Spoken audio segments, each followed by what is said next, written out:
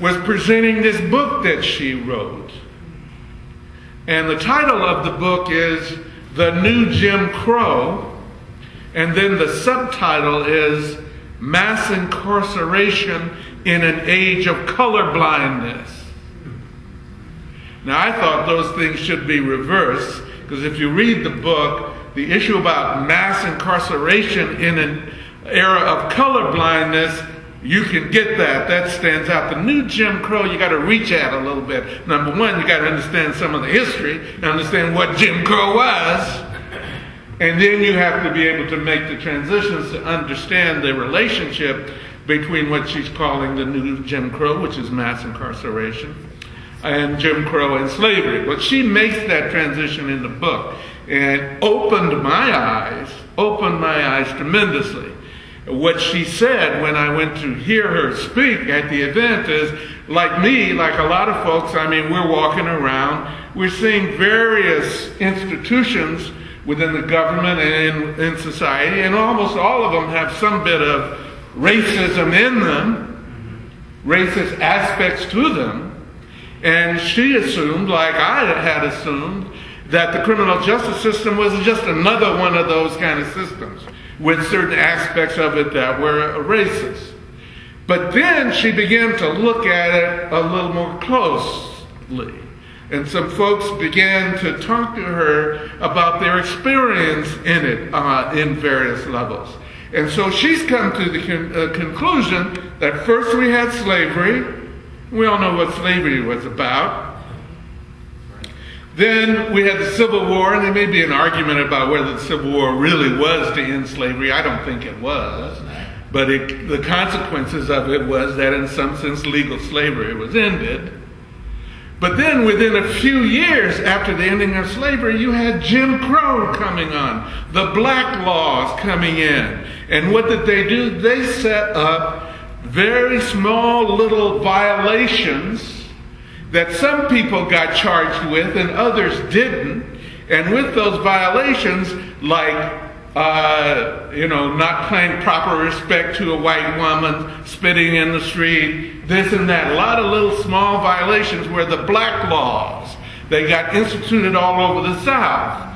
And so the police officers would just exercise those on African American folks, on former slaves, put them inside jail, and then lease them out to the same plantation owners to work the fields. That's right, lease them. So that was another form of slavery, reinstituted in a different kind of way. It was not the same, but there were a lot of the same results. Those folks couldn't vote. They had difficulty getting any other kind of job. They were disrespected.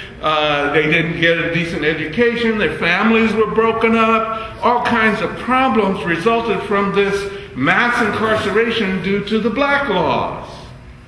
Well, then we had the civil rights struggle, and it went up against the black laws, and a lot of the black laws were done away with. But like the brother said here, like Minister Keith said, just getting rid of the laws or just marching isn't enough. There needs to be some kind of mass movement around those kind of things in order to change things.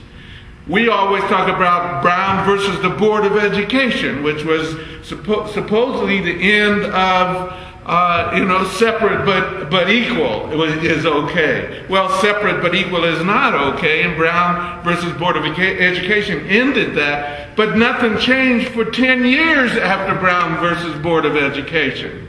People continue to go to segregated schools and to deal with segregation. It took some mass education and some mass movement to force those kind of changes to happen.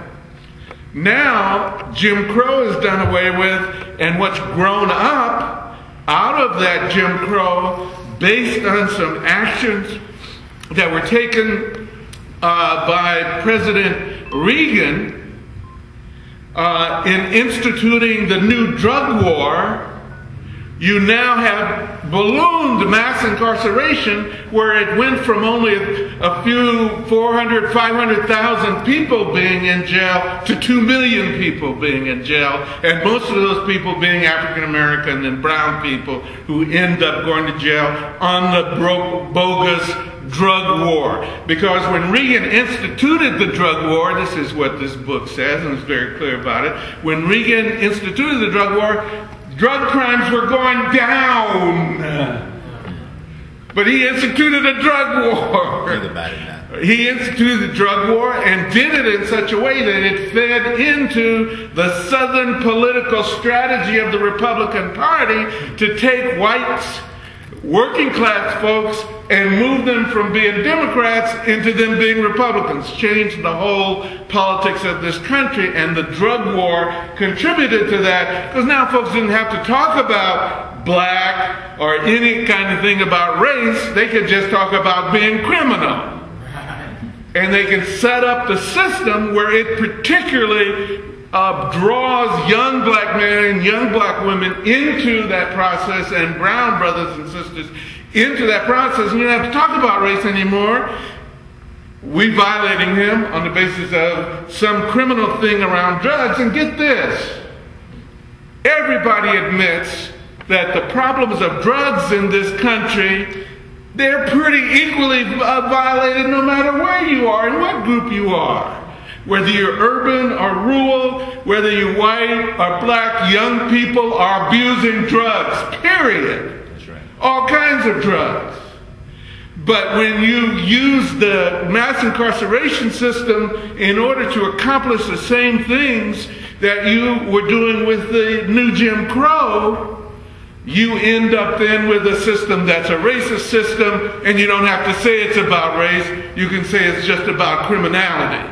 And once you are labeled as a criminal, you can't vote, you can't get a job, you can't even get housing benefits from the federal government, you can't get food stamps, you can't get anything else once you're a criminal, and in some states, you can't vote for the rest of your life. So we're looking at 40% of the black males in some communities can't vote.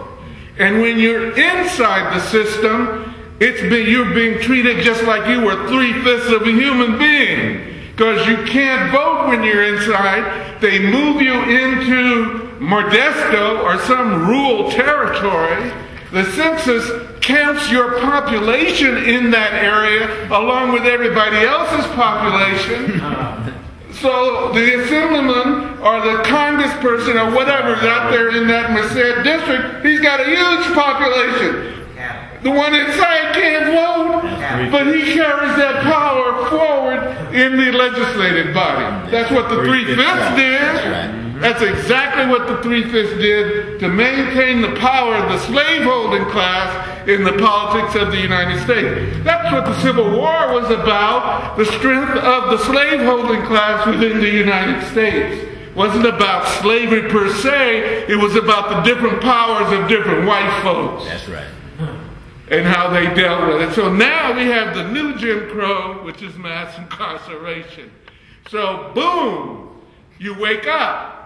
Lynching, now it's done inside the prison. They can torture you, they can do whatever they want to do to you inside the prison. Because you don't have no rights anymore, and you have been put back in slavery in one way or another. So I urge you to read the book. It's an eye-opener. I think it's part of what we're talking about, and in building the movement, it's these links that we can make between education and opportunity and how our community moves forward that we'll be able to build on what happened on March the 4th and take it further. Thank you.